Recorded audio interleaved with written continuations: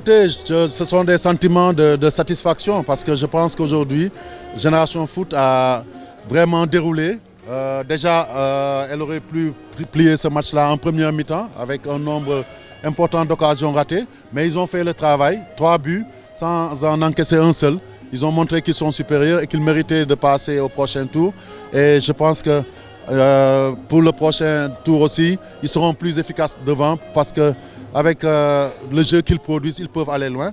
Et notre souhait, c'est de pouvoir faire en sorte qu'ils puissent se qualifier. C'est notre seul représentant en Afrique dans les phases de groupe en Ligue des Champions.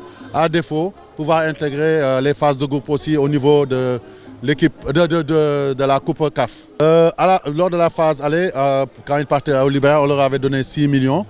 Pour la phase retour, nous avons donné 3 millions de subventions, plus la prise en charge des frais des officiels, de leurs indemnités aussi, de leurs frais d'hôtel et de transport. Donc tout a été pris en charge. Le montant global sur les 2 phases aller-retour arrive à 13 millions et quelques, donc à peu près 13 millions 500. Donc c'est un effort très conséquent que la fédération a fait parce que simplement nous savons que Génération Foot en a besoin et nous avons décidé de les accompagner encore plus. Mais aussi, cette fois-ci, l'État a été pris sur beaucoup de tableaux avec le basket, les Jeux africains, le basket d'abord sur la CAN féminine, mais là aussi sur la Coupe du Monde. Et donc nous avons pensé que nous devions soulager l'État de ce fardeau-là et c'est pour ça que nous l'avons fait. Et pour le prochain tour aussi, c'est en mi-septembre, la fédération fera autant, sinon plus, parce que Génération Foot ne représente pas un club, il représente purement et simplement le Sénégal. Oui, je pense qu'aujourd'hui, on peut dire qu'à tous les niveaux, les signaux sont verts, mis à part justement les compétitions africaines en club, parce que simplement, notre modèle de football professionnel repose uniquement sur un seul pied, c'est-à-dire le capital joueur.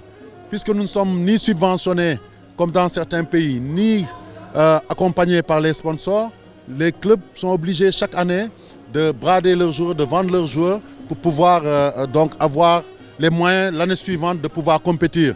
De notre côté aussi, nos joueurs touchent des salaires tellement infimes par rapport à ce qui se fait ailleurs en Afrique et dans le monde qu'à chaque saison, vous vous en rendez compte. Demandez à notre entraîneur de l'équipe locale, Seigne Saliou Dia, il a dû changer au moins 5 équipes depuis la fin de la saison parce que tous les joueurs partent. Donc aujourd'hui, les présidents de clubs, et j'en suis un, les gens l'oublient toujours, sont fatigués parce que pendant 10 ans, on a voulu que ce football professionnel se développe. Il est sur de bons auspices, mais on a besoin de l'accompagnement de l'État sous forme de subventions ou par d'autres voies, orienter les sponsors, sociétés nationales, sociétés privées, vers les clubs. Si chaque club recevait au moins 50 millions d'une société nationale moyennant une visibilité, je pense qu'aujourd'hui on n'en serait pas là. Nos joueurs resteraient ici et je suis sûr qu'on pourrait concurrencer les meilleurs clubs africains parce qu'on a le talent, vous le voyez. On a aujourd'hui une bonne organisation. Notre championnat local déroule normalement, il n'y a plus d'arrêt. Et ce qui reste, c'est les moyens. Et ces moyens-là, il faut que l'État comprenne que nous sommes un secteur économique à part entière. Chaque club utilise au moins une quarantaine de personnes qui sont rémunérées. Et donc, il faut comprendre qu'aujourd'hui, il y a 2000 à 3000 salariés à maintenir, à sauver. Et donc, il faut que l'État nous accompagne, mais il faut que les sponsors reviennent et appuient les clubs. Mais pour cela aussi, nous avons une part de responsabilité. Il faut qu'on règle le problème des droits télé. Il faut que notre championnat soit visible, soit à travers des télés étrangères, soit à travers des télés nationales. Et pour cela, il faut que l'équation StarTime soit réglée.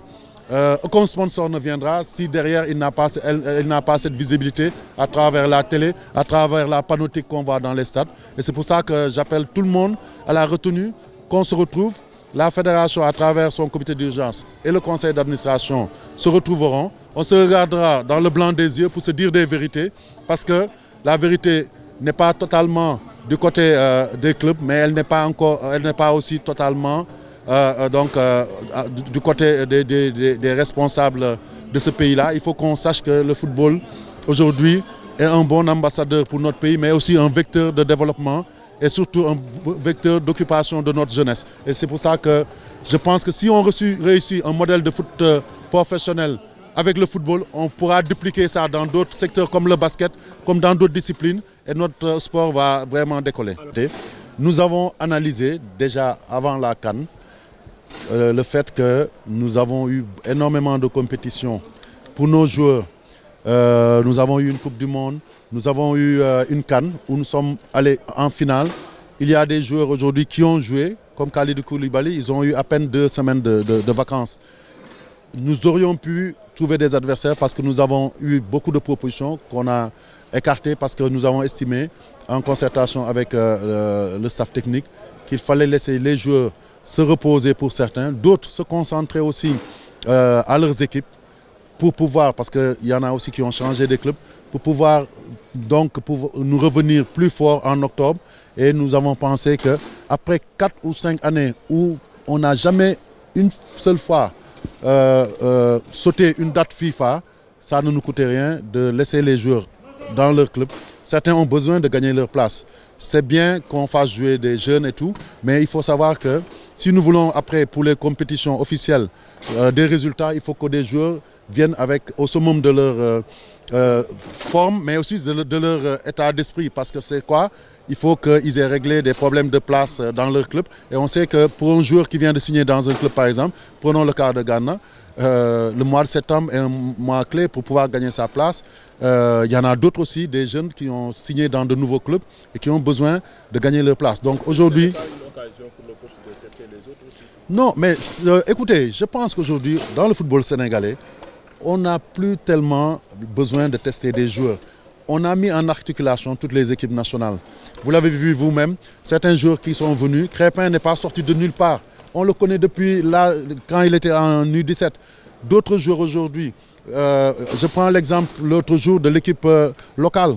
Quand on a senti que beaucoup de départs ont été constatés, on est allé puiser dans notre équipe U20 et même des fois, aujourd'hui, dans l'équipe qui est en U20 et qui vient de se qualifier aujourd'hui, je les félicite, donc en demi-finale des Jeux africains, il y a des U17.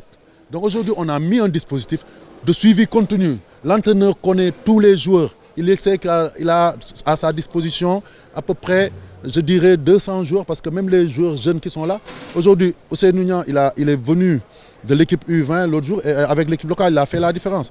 Un jour, si on en a vraiment besoin, le coach n'a pas besoin de le découvrir. Je pense qu'aujourd'hui, il faut comprendre que tous les joueurs qui sont dans le calepin du coach, il les connaît. On n'aura pas de grosses surprises. Et surtout, on a un groupe qui est en place. Il va pouvoir injecter du sang neuf petit à petit. Donc je pense qu'aujourd'hui, organiser un match pour l'organiser avec des joueurs soit fatigués ou avec des joueurs néophytes en grande majorité ne nous apporte absolument rien.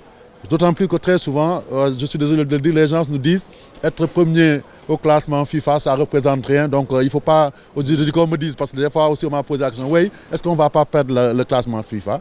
Et même à ce niveau-là, je n'ai pas trop d'inquiétude. Même en ne jouant pas en septembre, on sera premier, je pense, en septembre, après septembre. L'argent n'aime pas le bruit. Mais cette somme avancée durant les compétitions des équipes nationales... Je vous l'avais dit la dernière fois, je le répète. Écoutez, moi je pense aussi qu'il est temps, peut-être que je vais demander à la fédération de le faire, que les gens fassent un petit tour à Toubab Dialaw, à Guéréo, qu'ils voient aussi. Aujourd'hui, j'ai lu dans la presse écrite un journal qui a titré « 3 équipes nationales en regroupement ». Nos équipes nationales en regroupement, on sera en regroupement en continu, en permanence. Donc aujourd'hui, l'argent du football est géré pour le football. Nous avons aussi fait des subventions à l'ensemble des composantes du football. Quand je dis, je ne parle pas seulement des clubs, les groupements associés, les groupements même qui ne sont pas reconnus. Tout le monde a reçu quelque chose des retombées de la Coupe du Monde. Mais la vocation de la fédération aussi, il faut le rappeler, ce n'est pas de prendre de l'argent et de le distribuer totalement et de ne rien laisser pour le... On l'avait fait déjà en 2002. Aujourd'hui, moi je suis fier qu'on puisse valoriser. Vous parlez de l'argent, mais notre vraie valeur aujourd'hui, c'est les infrastructures qu'on a. Qu'on ait un centre à Toubab Dialaw où il y a à peu près une valeur de 7 milliards qui est investie là-bas, qu'on aille à Guéréo. On a 20 hectares qui sont en train d'être clôturés, qui vont accueillir d'autres terrains de football, des plateaux, un hôtel, etc. C'est ça, je pense, qui doit nous permettre de développer notre football sur la durée. Laisser des infrastructures, parce qu'aujourd'hui, on est là à Thiès pour jouer, posez-vous la question du pourquoi. Il y a des investissements qui sont en train d'être faits. Cette pelouse-là va accueillir bientôt le tournoi de IFOA. La fédération va contribuer à son entretien. Donc il faut qu'on soit dans des dispositions pour pouvoir faire face quand l'État ne pourra pas. Parce qu'aujourd'hui, à l'époque, on parlait de co-gestion, mais en réalité, c'est l'État qui prenait tout en charge. Et moi, je suis fier en tant que président de fédération de pouvoir dire qu'aujourd'hui, on est partiellement autonome. Les problèmes que d'autres disciplines connaissent, nous, on ne les connaît plus parce qu'avec le ministère, on a mis en place un dispositif. Quand l'État ne peut pas, quand l'État est sollicité par les 47 fédérations, nous, on essaie de prendre une partie. Donc l'argent est utilisé à bon escient, mais malheureusement, au Sénégal, on vient bien parler de l'argent. Et avant de parler du bilan de la CAN à l'opinion, j'ai l'obligation d'en parler à nos mandats d'abord. C'est d'abord le comité exécutif, aussi l'Assemblée générale. Mais après le comité exécutif, certainement, vous aurez tous les chiffres. Combien ça a coûté et combien ça va nous rapporter. Parce qu'on parle beaucoup de l'argent qui est venu de la CAF. Mais il y a aussi, en faisant des résultats, on gagne aussi de l'argent par rapport aux primes qui sont promises par nos sponsors. Et tout ça, vous serez édifiés. Venez le soir de notre comité exécutif.